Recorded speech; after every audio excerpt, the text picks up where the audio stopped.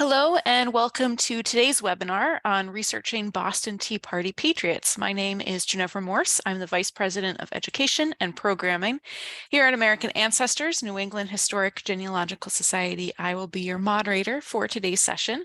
This program is brought to you by the Brew Family Learning Center. American Ancestors and New England Historic Genealogical Society is a nonprofit organization supported by our members and donors.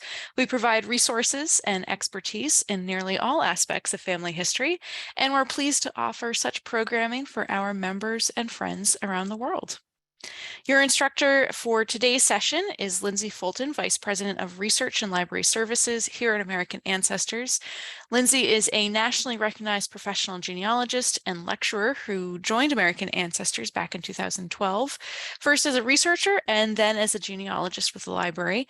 Lindsay is the author of 3 portable genealogists applying to lineage societies, the United States Federal Census 1790 to 1840, and the United States Federal Census 1850 to 1950. Before NEHGS, Lindsay worked at the National Archives and Records Administration in Waltham, Massachusetts. She holds a BA from Merrimack College and master's from the University of Massachusetts, Boston. And her areas of expertise include state and federal censuses, New England, Ireland, and New York research with a focus on lineage society applications. So today, Lindsay will provide you with some of the first steps in researching these pivotal patriot ancestors, and we'll show you how to make a genealogical connection to participants in the Boston Tea Party, their families, and those involved in the making of colonial rebellion in Boston. We'll also introduce you to a new lineage society created in partnership with the Boston Tea Party Ships and Museum.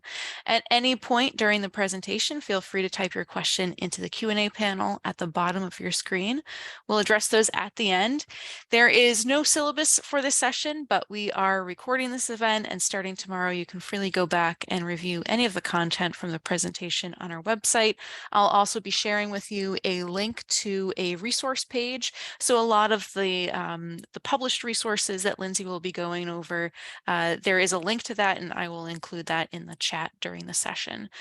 So again, if you missed anything on today's first listen, don't worry, don't feel like you need to take copious amounts of notes today. You'll be able to go back and watch a recording and catch anything that you missed. All right, so without further ado, I will turn things over to Lindsay. Thank you, Ginevra. Welcome, everyone. Today, we are going to talk about one of the most famous events in Boston history, the Boston Tea Party. And I will warn you that I am not going to talk about the historical significance of this event. That is not my expertise. I am going to point you to a few resources where you can learn more about historic context and the significance of the event. What I am here to talk to you today about how you can actually connect your own family history to some of these famous rebellious folks. So the Boston Tea Party itself, I am going to go over just a few things about the actual event so that you have an understanding of who these people were. The event occurred on the 16th of December, 1773. It started at the Old South Meeting House, and that was where a large population, a large group of people were attending what's called the Body of the People, the meeting of the Body of the People, which is essentially like a town hall meeting, where they were going to decide what to do about the tea. And that once they came to that decision, they left Old South Meeting House. They went to Griffith's Wharf. About 100 to 150 men decided to, or after that meeting, started to dump tea into the harbor. It started anywhere between 6 and 6:30, depending on the witnesses' accounts of the time. It lasted about 3 to 3.5 hours. Interestingly enough, as I've been learning more and more about the Boston Tea Party, the more obvious it became that I knew really nothing about it from what I had learned in school. And I guess that was an opinion that was formulated really from watching There were a few commercials during the 1990s of depicting the Boston Tea Party, where it's like a rowdy group of people. They appear to be drunk, dressed as Native Americans, just kind of causing havoc, throwing all sorts of things into the harbor, including tea. And that's just not what happened. It was pretty organized. It was still a little bit rowdy. I mean, they were still destroying tea, but they just destroyed the tea. There was there were 3 ships. There was the Beaver, the Dartmouth, and the Eleanor. They were filled with 3, each of the ships in total had 340 chests of black tea owned by the East India Company. But what they did was they went onto those ships, those 3 ships, the Beaver, the Dartmouth, and the Eleanor. They safely removed cargo from those 3 ships, brought it to the docks, and then systematically went through smashing open the chests of tea, throwing tea into the harbor. And it was actually at low tide. So there's accounts of people actually stomping the tea into the muck and the mud in order to ensure that the tea was in fact destroyed. After learning this about the organized methodology of, organized methods of the men dumping the tea into the harbor, I chatted with the folks at the Boston Tea Party Ships and Museum, and they told me that they also mistakenly broke a padlock on one of those ships, and the next day they had replaced the padlock and then left a note apologizing for breaking that padlock. So that just goes to show that it was just about the tea. It was an organized boycott and protest. And it wasn't this kind of rowdy event that kind of we all have in our imagination to this day. So knowing that, that's where I'm going to stop with what the event actually was. There are many resources available to you. These are kind of my top 4. The best book that I think, the most contemporary book that a scholarship that exists is Defiance of the Patriots by Benjamin Karp. That's the book that we go back to time and time again to learn more about the people that are participating. And I'll talk about that work that we're doing at American Ancestors in a bit. But this is the best treatment of what happened that day, and the days preceding and aftermath as well. Benjamin Karp, the book that he wrote kind of builds off of what was done in this Boston Tea Party 1773 Catalyst for Revolution. So it's kind of, those are the 2 books to kind of go to learn more about this event and the people participating in it as well.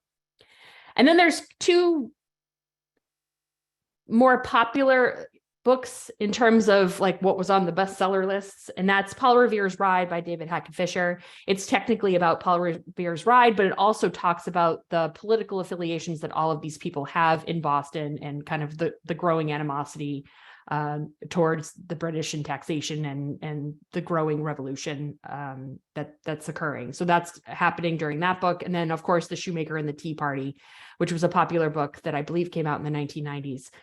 About a specific participant and then that memory of what occurred that day. We have Ginevra was mentioning this at the beginning. We created a website, a landing page for you to go to, and you can play around with all sorts of different resources that are available. This is just a list of books that we came up with that's specific to the historic context behind it. We're not talking about genealogical elements of this. It's just, facts of what happened that day and the days preceding and aftermath. We have the author, the name of the book, and then also a link to either the library catalog, if it's something that exists at American Ancestors. If it's something that's not in our collections, then I linked to the WorldCat catalog. So you can figure out what libraries have it in your area, or if you wanted to purchase the book, you can Google it. Okay, so now that we know a little bit about what happened that day, now we're going to talk about who was involved. And this is a little bit more complicated because the events of that day were somewhat secretive. Now, it was, obvious that there were men throwing tea in the harbor and that about 100 to 150 men were participating. But the names of those individuals, that was much more secretive because they were committing treason. So it's very important to remember that the identities of these folks weren't learned until many years later, because you didn't exactly raise your hand the next day to say, I was one of the people that threw tea in the harbor. So just something to keep in mind. So the participants themselves, through later interviews and research, we were able to determine it's about 100 to 150 men. Most of them are from the Boston area or the surrounding area, but we do have documentation that there were some people who were participating that came from Worcester and even as far as Maine. The majority of them are of English origin. Some of them were Irish, Scottish, French, Portuguese, even of African ancestry. They also participated as well. So it's not just people of English descent. Most of them were under the age of 40. But again, what we need to keep in mind is the reason that we think that most of them were under the age of 40 is because people did not admit to being there for 20 years or so after. So if you're participating at 70, you're probably not going to make it to the point where you can actually admit that you were there. So this last point is a little fuzzy on this number here. Many of them were teenagers. 16 of them were teenagers. And then only 9 were calculated to be above the age of 40. And again, the thing to keep in mind there is the best data that we have about it is eyewitness accounts and personal accounts of this occurring. So again, if it's 20 to 30 years later, you have to kind of keep that in mind. Now, there are these chests weighed a lot. So the physical toll that it took on people to smash open the chest of tea and then throw them into the harbor, it was kind of a young man's game. So that's another thing to kind of keep in mind. But that doesn't mean that there weren't older people that were participating politically in the decision to destroy the tea.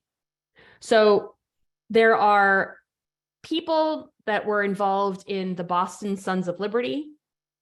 There were Masons that were at the Lodge of St. Andrew. They owned the Green Dragon Tavern, who you might have heard of the Green Dragon Tavern. That's where there was a lot of political activity happening at that tavern. That was where they learned also of the British moving weaponry right before Paul Revere's ride. That happened at the Green Dragon Tavern. There's the North End Caucus. There's the Loyal Nine. There's the Long Room Club. All of these are going to be political groups that like John Hancock is involved in, Benjamin Eads, Paul Revere, kind of the big names that we know of. John Hancock's not throwing tea in the harbor, but John Hancock had a whole lot to do with the events of that day. So really, we should be kind of lumping all of these people together. 2 other things to consider is that the ships didn't just so those 3 ships didn't just pull right into Boston Harbor and then they had a meeting and decided to throw the tea in the harbor. They were there for several days. In fact, I think it was 20. So there were volunteers that were watching the ships to ensure that the tea didn't leave those ships and to ensure that the ships didn't leave. So there were volunteers that were responsible for watching over that. So we have the names of those individuals as well. There's lots of people that show up on these lists several times. So if you're a member of the Sons of Liberty, you probably were also a member at the Lodge of St. Andrew. So you were a Mason at the Lodge of St. Andrew. You might have also been a volunteer to watch the ships. All of this political activity, though, all this organization, all of this leads up to what actually occurs on December 16th. So all of these people have a hand in that particular event. So when we talk about, in a little bit, we're going to talk about the Descendants program. These people we consider also to be highly involved in the Boston Tea Party event.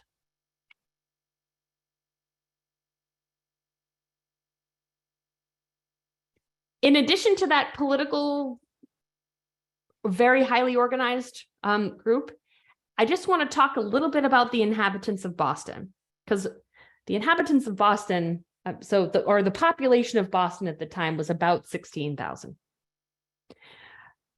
I think it's important for us to think about that because, well, nowadays the population is much larger. But if you're thinking about an event that occurs that it's so politically motivated and now so incredibly popular and well known, there was 16,000 people living in Boston. 5,000 of them were at that meeting at Old South Meeting House. That's 30% of the population of Boston was at that meeting. So that means that most, if not all, of the population of Boston knew someone or knew something about what was occurring that day. Like it's a smaller town than what it is today. So even though it was, you know, a city at the time, and still is, it's just, you just need to wrap your head around actually how many people were aware of what was occurring at that particular date and time.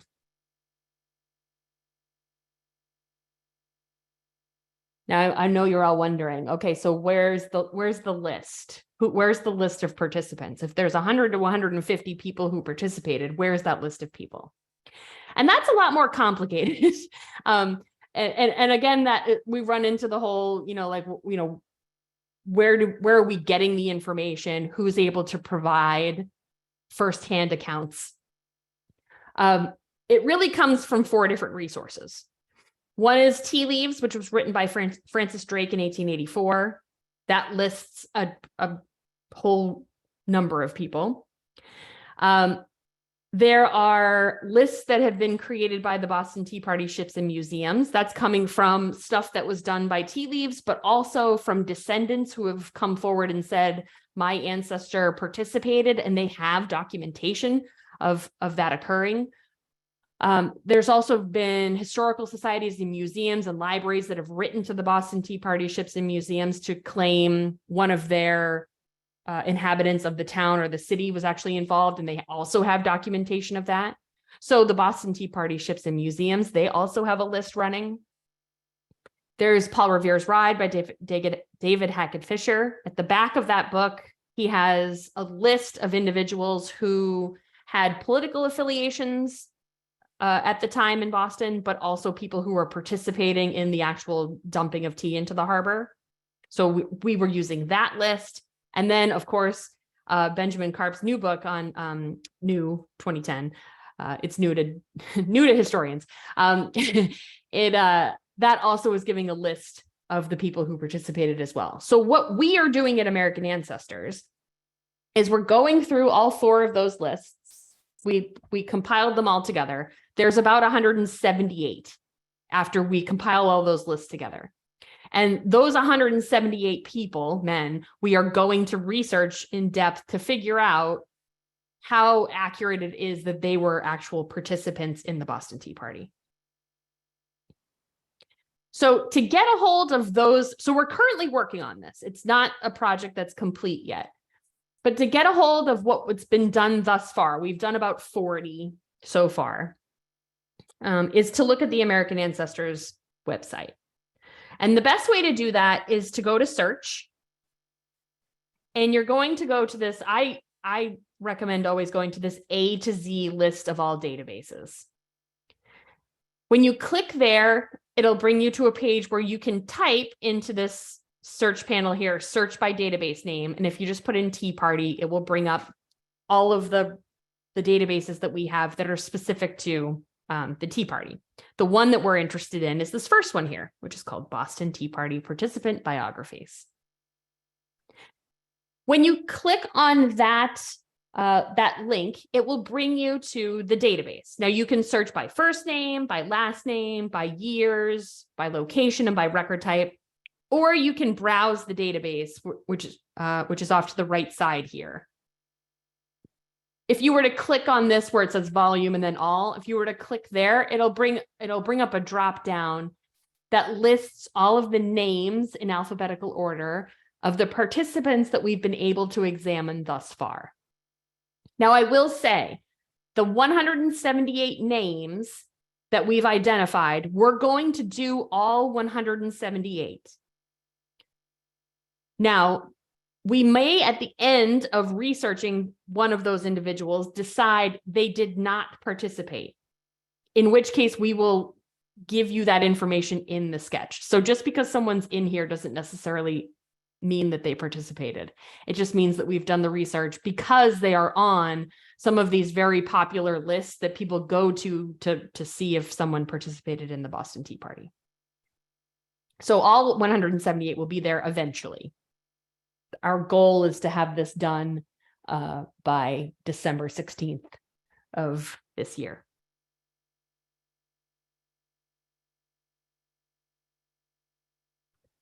So I'm a big fan of Benjamin Eades. I feel like this poor guy does not get enough credit. I mean, this guy had his hand in everything that was happening in Boston. He was a printer in Boston at the time. So he was, in charge of the news in the newspaper. So he is an active participant. So I wanted to show his biography. So if you pull up the biography for Benjamin Eades, you can see here where it says volume. It gives you when he was born and when he died. And then also the location, the name of his spouse. And if you click on looking at the entire bio, I'll show you what one of the biographies looks like. It has the person's name, their qualification designations. You'll see here, he was a Boston Tea Party participant. That means that he threw tea in the harbor. But he also has all these other political affiliations. He was part of the Loyal Nine. He was part of the Boston Sons of Liberty. He was part of the North End Caucus. And he was one of the volunteers to watch the ships. So like I said, he has his hands in all sorts of stuff. His occupation is listed. He was the printer. It gives his birth information and the names of his parents, his marriage information, as well as the information about his spouse. So you'll see here, he married Martha Starr. Martha Starr is the daughter of Joseph Starr and Margaret Bowman. It gives her baptism information, as well as where she died. The next subject heading is death. So Benjamin Eades, he dies in Boston on the 11th of December, 1803. He's buried at Copp's Hill Burying Ground. And then there's also the names of all of the children. And you'll also notice here that there are copious footnotes. And why not? There should be, if it's an American Ancestors product, it's definitely going to be well sourced. So we've created all of the footnotes for all of that information. So these can be anywhere between 1 to 3 to 4 pages long. This is, in my opinion, the best information that you're going to get about one of the participants, especially from a genealogical standpoint. So this is definitely the first place to go to see the list. But I know that I mentioned at the beginning, we only have about 40 of them done of that 178. Oh, let's say that Benjamin Eades you're also very interested in Benjamin Eades, and you should be, because again, it doesn't get him enough credit. Paul Revere and Sam Adams, they take the cake. But if you want to learn more about Benjamin and say you wanted to print his entire biography, you can do that by clicking on this print range selection. It will bring up this little page. You can decide how many pages that you'd like to print. So say it's 4 pages. You can just put the number 3 there and then hit print. And if you do that, you can print it or you can save it as a PDF. Just a nice little way of keeping a record of an individual, whether you descend from that person or not. Okay, so the list of people. So we have on American Ancestors the best verified list of participants, but the Boston Tea Party Ships and Museum has that full list of people that we've started to vet. So that's a kind of another place for you to go to look to see if something is being worked on for your ancestor. And the best way to get to that page is to go to these three little lines in the upper right-hand corner here, next to where it says tickets. And if you click there, it will bring a drop down, and you can go to this section here that says participants in the Boston Tea Party. And if you click there, it will bring you to a longer list in alphabetical order. And I'll show you an example of Benjamin Eads because, again, I'm a number one fan. So if you click on Benjamin Eads, it will show you a much shorter bio for him. It's not going to have information about his spouse, the names of his children, but it will give you a general idea of when and where he lived, how he participated, like, what his role was, and all that. So it's like I said before, it's a good starting place, but it's not the definitive verified bio of the person that you're going to do at American Ancestors.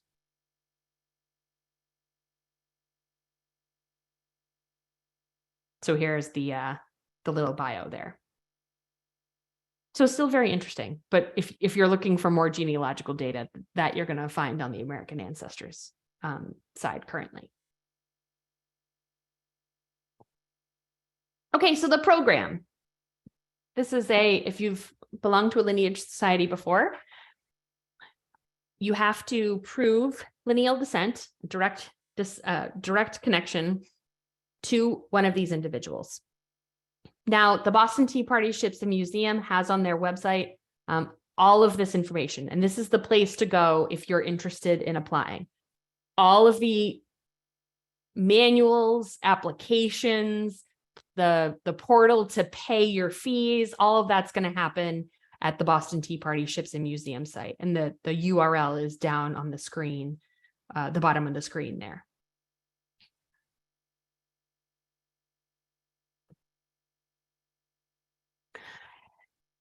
There's going to be different levels of membership. And the reason for that is there's different levels of involvement of the people in Boston that day, right? So the first level of membership is what we're calling the Boston Tea Party participants. That is people who are throwing tea in the harbor, and then also men who are involved in one of these other membership levels: the Loyal Nine, the Boston Sons of Liberty, the Northern Caucus, St. Andrew's Lodge, the people who are volunteering to watch the ships, the signer of the petitions to town selectmen. All of those individuals are highly involved in what happens on December 16th. But then there's also two other membership levels. There's the eyewitnesses to history. So as I said before, if you lived in Boston in 1773, you either knew someone who participated, or you saw people actually throwing tea in the harbor, or you were aware of it in some way. There's no way that you were not aware of what happened that day. I mean, it was too small of a town and too big of an event for you not to know what happened. So if you were a descendant of someone who lived in Boston in 1773, this is another way for you to join. The same is true for people who say they were there. So there's a lot of family lore out there who says that, a person was visiting Boston that day and they saw the events happening. There's not a lot of ways for us to dispute that, other than, if like they lived in Bermuda and they said they were there, most likely they were not there. But if they lived in New England and they said they were there, they could have been. And if you have a reference to that happening, then we're going to take you as a eyewitness to history in terms of applying for membership. And then the final category is a co-conspirator.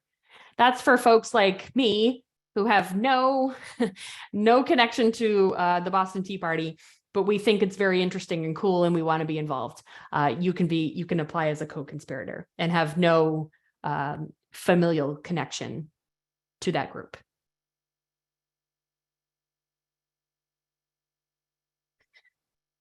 Now, there's many benefits of membership, and I put them all on the screen here, and I won't bore you all with everything you get. But so there's application fees for the folks who are applying as a descendant. That's happening with the participants or the eyewitness to history.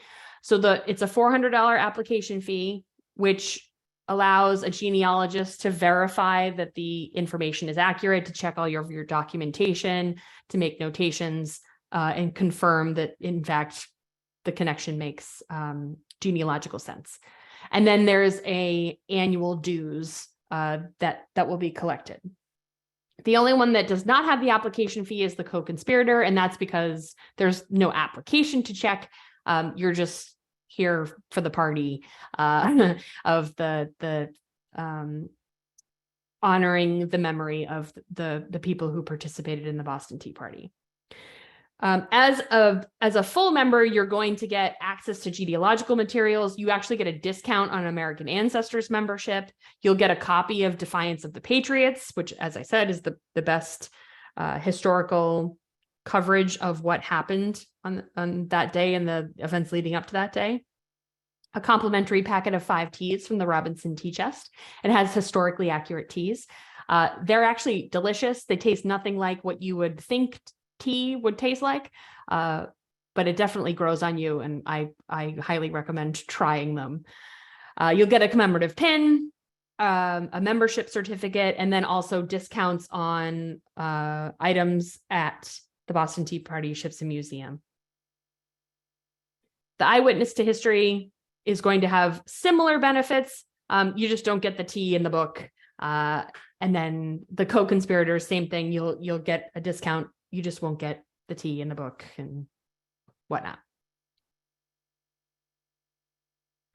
So if you know your connection to the Boston Tea Party, here's how you're going to select your membership level. So you're going to pay your application fee and submit your application. Once you are confirmed, then you will be instructed to apply under either the Lineage membership, the eyewitness to history, and if you're not filling out an application, the co-conspirator membership. We're going to come back to this at the end, because this is something that if you don't know your connection, this will be the last step in the process. But if you already know what it is, you can start that today.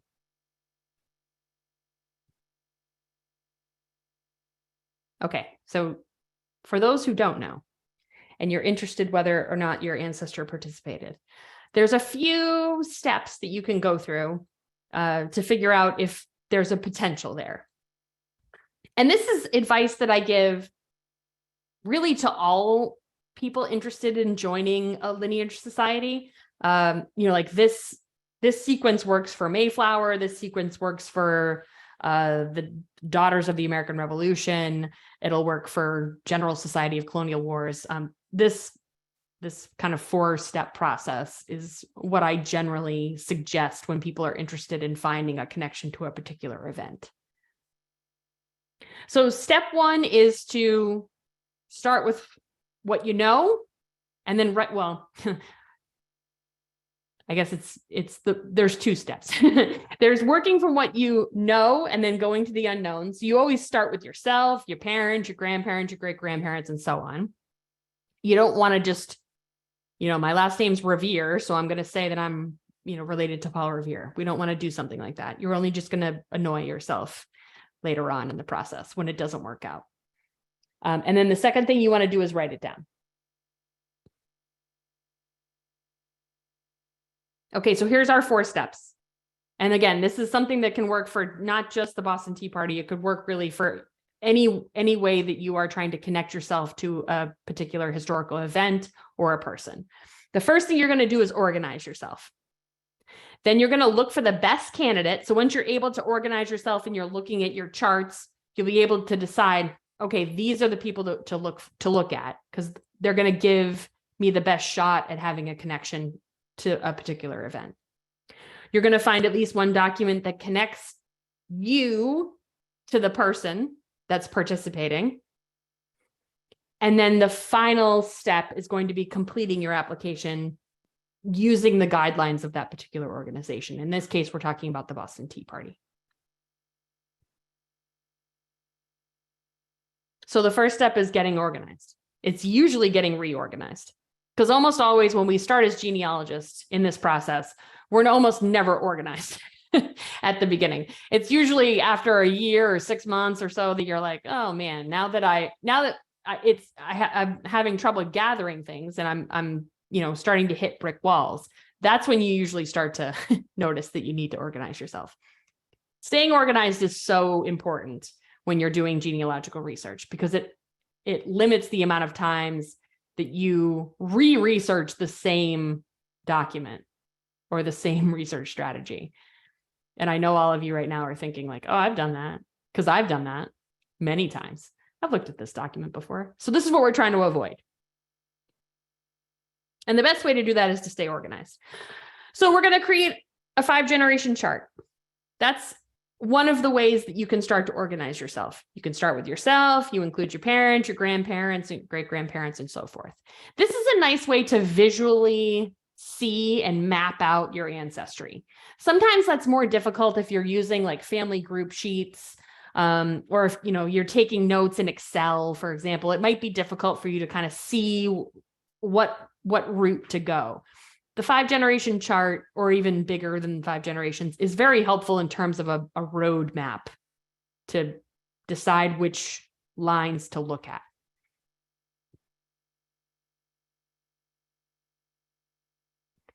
Another way to do this is using a genealogical software program. There are dozens and dozens of them. Some are free, some are paid, some are just for Mac, some are for Windows and Mac. We have one at American Ancestors called Ancestries. Pick one that works for you. You might already be using a genealogical software program, in which, great. Just try to stay consistent. So pick one that works for you and just stick with that one. That's the best advice that I can give for organizing yourself, is just stick with one method and just keep with that method. It's really not advantageous to have multiple ways of recording information, like an Excel sheet, a whiteboard, a chalkboard, sticky notes. We don't want that. You want one way of doing it. Now, if you're interested in genealogical software programs that might work for you, I would highly recommend looking at a free webinar that was done by my colleague, Rhonda McClure, on choosing a genealogical software program. It's a little old, but it still works, in terms of what the software can provide and what features are available and which one might work best. So highly recommend looking at this if you don't already have a genealogical software program in mind. So now that you've organized yourself, now you're going to look for your best candidate. And this, again, is going to be good to do with one of those visual roadmaps, whether it's a 5-generation chart or using your genealogical software program and looking at it in that particular way, in that descendant view. So this is a 5-generation chart that I made up for myself. And what you would do in this case is look specifically at geographic areas. So in this fake Lindsay Fulton's world, my mother's maiden name is Doors, and her Doors ancestors are from New York City. They moved to Florida, and then they are originally from Ireland. A lot of them are from Ireland. Some of them are from England. Those are not very good candidates for participating in the Boston Tea Party. I mean, they're like post-famine Irish, which is not really a good candidate. My dad's side, on the other hand, the Fultons and the Joneses and the Reveres and the Hancocks, they are all from Massachusetts and Maine and Connecticut, so the New England area. So in this case, when we're looking at this 5-generation chart, those are the ones that I want to be looking at. Because when we think about the Boston Tea Party, it was a very organized event. We've already talked about that. The ships were there for several days. So it didn't happen spur of the moment. There was a little bit of organization leading up to it. Folks knew something was going to happen. They didn't know exactly what it was. So you had to be close-ish to Boston. But you didn't have to necessarily just be in Boston. You could have been from Worcester or Maine, or I think we've even seen people from Connecticut. So the New England area is kind of your sweet spot for finding ancestors who may have participated in the Boston Tea Party in one way or another. They're likely not going to have that political affiliation, but they might have been there as eyewitnesses. So the states to keep in mind: Connecticut, Massachusetts, Maine, New Hampshire, Rhode Island, Vermont. Coastal areas are better because it's easier to move around in those cases. So when you're looking at your 5-generation chart, that's what you're looking for. You're looking for New England. So in fake Lindsay Fulton ancestry, that's who I'm focusing on. So I'm focusing on all the people that are from Massachusetts, Maine, Connecticut, and I'm ignoring the side of the family that is all from Ireland. If this was your tree and like some people were from like Tennessee, New York, Canada, I would say those also are not the best candidates. I would be looking really in New England, hopefully in the states that are actually bordering Massachusetts. Those seem to be kind of the best candidates. So Rhode Island, Connecticut, New Hampshire, Maine. You want to find at least one document that connects all of the generations until you hit that Boston Tea Party participant. And one document will do, especially for when we're trying to verify. The best thing to keep in mind for that one document is that it has mom's maiden name on it. That's when you know that you definitely have a connection between two generations.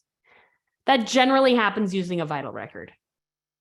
That's the easiest thing to find that can provide that connection. So like this Larry Fulton here, if I'm trying to find one record for him, I'm going to be looking for this birth record in 1914 in Massachusetts, or this death record in 1997 in Massachusetts, because it's going to likely have his father's name, full name, first and last, and mom's first name and last name and maiden name. So that's why we want to start looking for vital records. They, as I said, often provide the individual's parents' names. You want to be cognizant of restrictions because there's some limited access based on what state you're looking in. Sometimes they're held on the state level, sometimes the county level, sometimes the town level. If you're working in New England, it's almost always on the town level. New England is very town-centric. So you can start there, and then you can also look at the state. There are some instances where genealogical or informational copies are available rather than certified copies. So if you are running into a brick wall where like they won't let you order a record because you're too far removed from the individual, that might be an option for you to get an informational or genealogical copy. Make sure you always order the long form. So in Connecticut and New York, for example, both of those states have a short form record, which is literally just a person's, like if it's a birth record, it's just their name, their birthplace, their birth date. That's it. Their parents' names are not on there. That's very unhelpful for genealogists. So that's why you want to always order the long form of a record. Civil registration, you're lucky if you have ancestry in New England because the civil registration in New England happens very early. 1841 is Massachusetts as the first. Then comes Rhode Island, Vermont, New Hampshire, Maine, and Connecticut. New York, I just stuck on here because a lot of folks end up in New York that were in New England. New York is kind of a pain because they don't start civil registration until 1881. And there's a lot of folks that end up in New York. But, you know, still worth getting a hold of. Vital records is always the first place to start. There's a few resources that exist. If you're looking specifically in New England, we just came out with the 6th edition of the Genealogist Handbook for New England Research. That's available in our bookstore.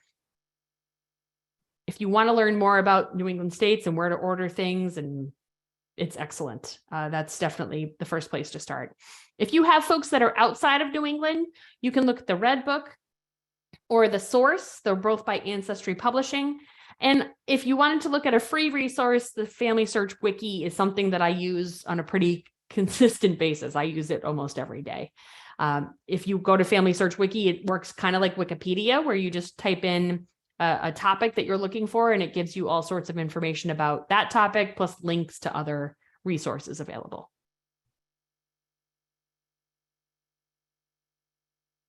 If you can't find a vital record, you should be looking for some alternatives. And that could be church records, census records, cemetery, land, probate, military, newspapers, et cetera, et cetera. There are hundreds of record types that can help to identify parent connections. It doesn't always have to be a vital record. Vital records are nice because they almost always include parents' names, which is why we usually start there. But there's all these other record sets that exist that can help you to link generations.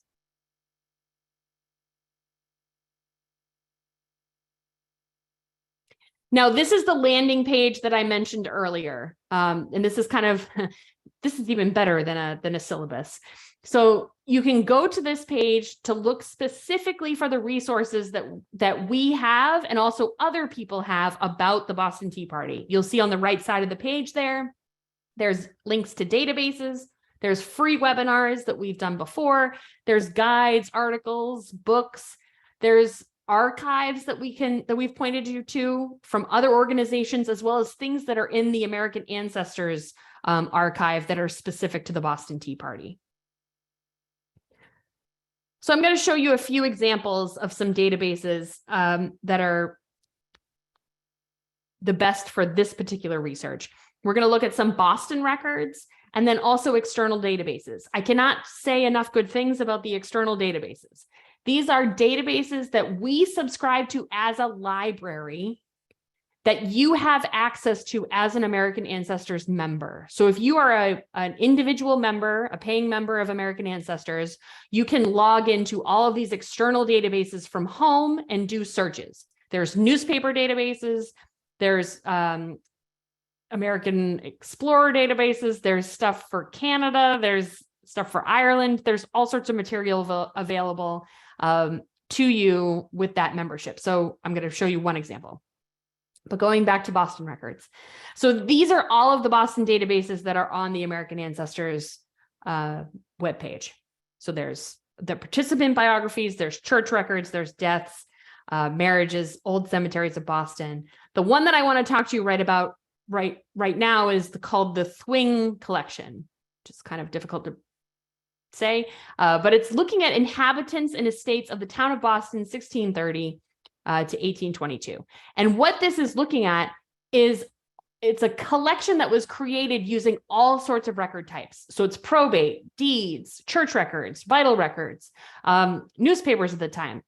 What they did was they created this database of all of the inhabitants of this time and then made it available kind of as an index. And I'll show you an example using, you guessed it, Benjamin Eades. So if you search for him in this collection, you'll see this is what the hit first looks like. So you'll see his first name, last name, his birth date, his parents' names, his spouse names, all of his children's names, where he lived, his occupation, his business. All of this is coming from the deeds, the probates, the business records of the time. And Boston had some pretty good records. So these can be incredibly detailed. Now, Benjamin was very active in the community, so his record here is fairly lengthy. But you'll see that a lot of the deeds that they were able to pull give us information about people that were living next door to him. So you see all of the abutters and neighbors of Benjamin Eades, who he's buying and selling land with. All of those relationships are included as well. So this is incredibly beneficial if you have ancestors who lived in Boston in this period of time. It can also help you make that connection to that eyewitnesses of history. Some of the databases that we highlight, AM Explorer has these historic context databases, which are American history, colonial America, and then Gale does things about US history. And then they also have 19th century US newspapers, which is beautiful. My favorite external database is this early American newspapers, 1690 to 1896. It's excellent, especially if you're looking for early Americans. So a lot of colonial newspapers are included in this collection. So to get there, you're going to go and be sure you're logged in as an American Ancestors member in order for this to work. But if you go to search and you go to external databases, it will bring you to the external databases page. And there's a whole bunch of links there that you can click on. One of them is America's historical newspapers. If you click there, it will, and you're logged in, it will automatically log you in. So you don't have to log in again. You can include Benjamin Eads, because that's who we're fans of, and then hit go. And Benjamin, because he's a printer, shows up all over the place in newspapers. But I found this interesting one of his son, Peter, from 1776. And it says, Mr. Peter Eads, son of Mr. Benjamin Eads, printer, and William Starr, both of whom were confined in Boston for several months by order of Thomas Gage. So a very interesting tidbit about what happens to Benjamin and his son, we find in the newspapers of the time. It's very fun and interesting to kind of play around with that site. Also on that site, so this is the site that we created specifically to the Boston Tea Party, are links to webinars that we've done in the past that are specific to the time period.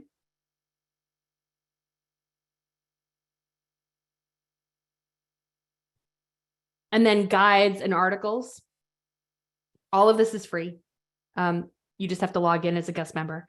So getting started with Revolutionary War Patriots, Massachusetts Research, Native Nations of New England. There's even a, that's a paid item. The webinar syllabus for researching Mariner ancestors. But all of this is available for you to kind of explore.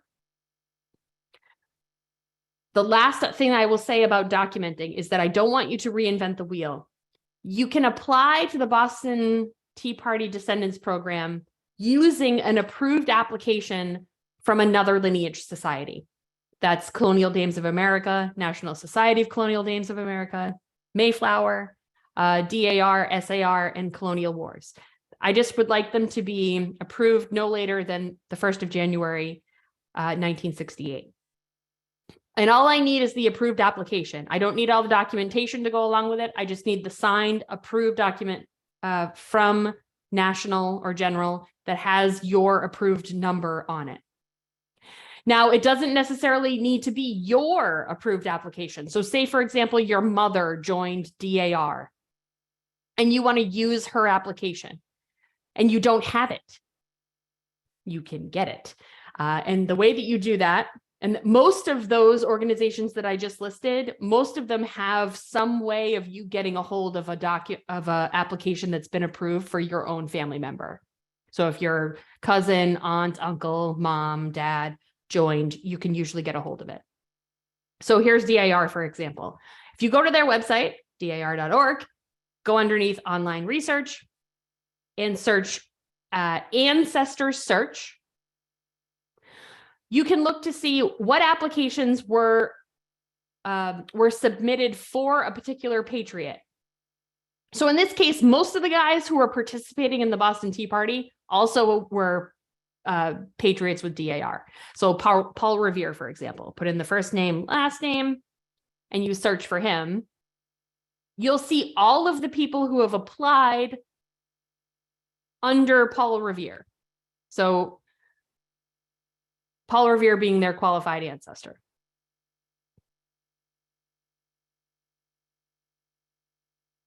So when you search for Paul, you'll see all of his information, his birth and death information, the service details, where he resided. And if you scroll down that page, it'll show you his spouse's name and then all of the people who have applied underneath or using Paul Revere as their patriot ancestor. So you'll see here, his child, Deborah, someone applied under her. The spouse is Amos Lincoln. Joseph Warren, someone applied under his son. He married Mary Robbins, so on and so forth. And this list goes on and on and on and on. And things will be repeated. So you'll see how Joseph Warren is repeated a few times. That means that several people applied using the lineage of Paul Revere through Joseph Warren. And you can purchase these. So see on the right where the green button says purchase, you can purchase those lineage apps. Now, we only get from this detail the name of the patriot and then the next generation. So say for example, the patriot is generation 1, the children are generation 2, but then you don't know 3 through 7 or 8, depending on how old you are and the generation years. So it's going to be a little difficult to figure that out. But DAR did this lovely thing where you can preview what the lineage looks like. So if you click on purchase, so say like we clicked on Joseph Warren and Joseph Warren who marries Mary Robbins, we click on purchase. It will bring you to a preview of what that lineage looks like. So you'll see here that the person who, this is adorable. The person who applied under Paul Revere, her name is Pauline Revere Auenhammer, and her national number's there, as well as the ancestor number, and then how they applied through that person. So you can see the generation numbers just by looking at this preview. This can help you to identify an application that will bring the lineage closer to you, the applicant. So this is the best way to identify cousins, for example, who may have applied that you might not even know if someone applied. This is still something that is worth doing. And then you can buy it. And the lovely part is you don't have to wait for it to come in the mail. It just literally gets emailed to you and you download it immediately. So you purchase it for $10, you hit checkout, and then it gets emailed to you and you can look at the information. Okay, so once you have everything documented, now you're going to complete your application. So we're going to go back to that Boston Tea Party website. And there, I've included the URL below. You can upload, the first thing I want you to do is download the application manual. The application manual is going to walk you through everything that you could think of in terms of questions that you might have. So, why am I doing this? What's the purpose? My qualifying ancestors and proof of service. How to complete the application, the do's and don'ts, the standards of documentation. So like what works? Can I use DNA? What about a birth record? What about a church record? All of that's covered in standards of documentation. And then the names of the verified ancestors are also included there. So the Loyal 9, the Boston Sons of Liberty, all of the names of those individuals are included as appendices to that manual.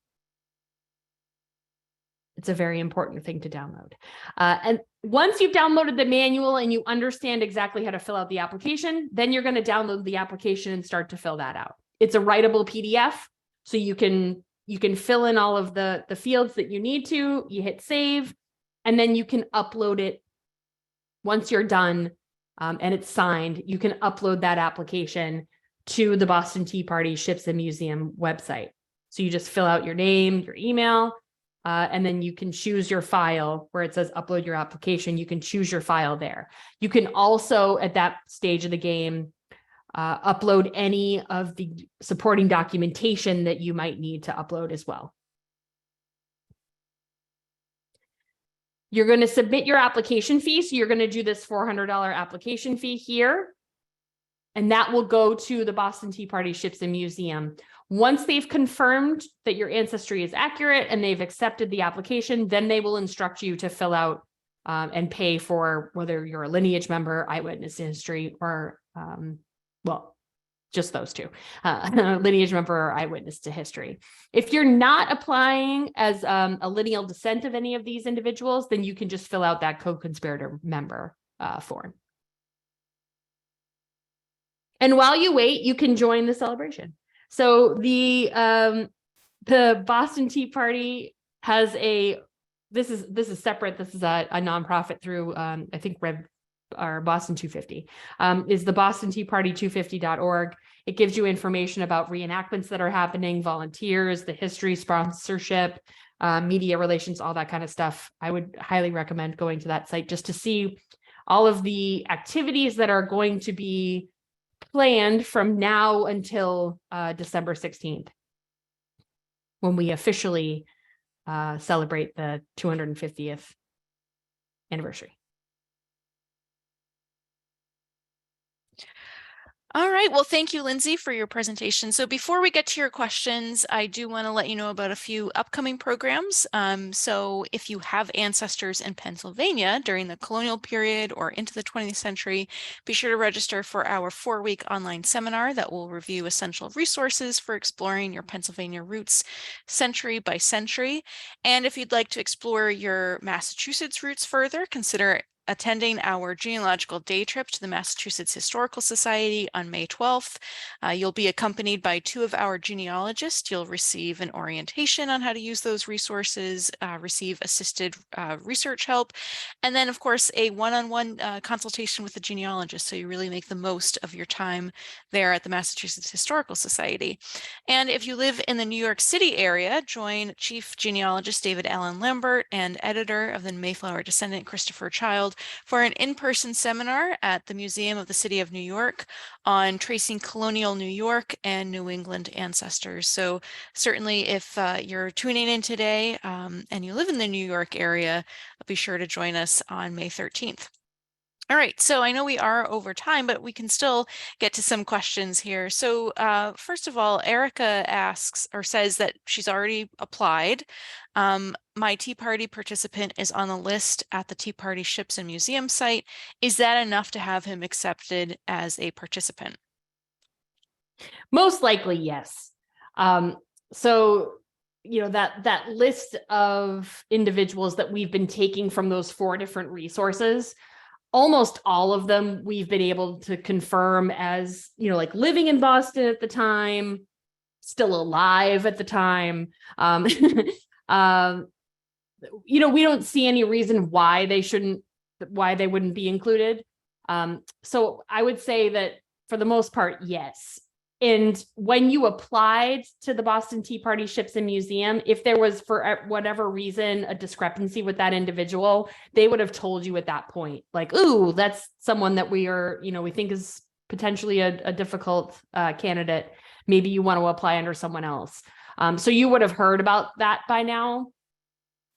We've only run into one person so far that was deceased at the time of the Boston Tea Party occurring. So the name must have been given to Francis Drake incorrectly, or someone misremembered. So there's only been one instance so far where someone didn't work out. So I wouldn't worry too much about that.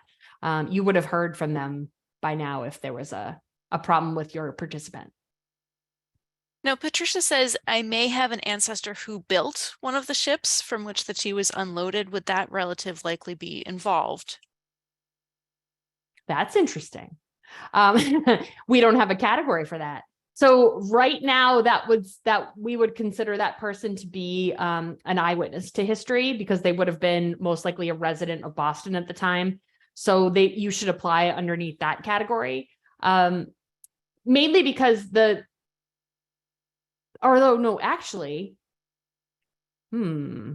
yeah, because we don't have a category right now for anyone that's either a crew on the ships or anyone who's actually building the ships. That, I think, the best category to apply under would be an eyewitness to history. But that's a very good question. And somewhat similar, Danielle asks, what do we know about the loyalists affected, such as the ship owners? Can you apply under a loyalist? Well, no. I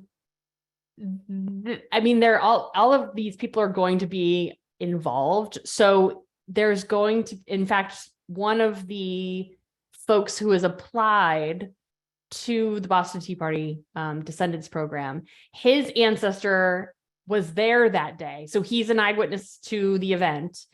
But they eventually moved to Canada as loyalists. So, but that doesn't matter. They're still eyewitnesses to the event. So in that case, yes, you can apply under that individual with that as a that membership status or category.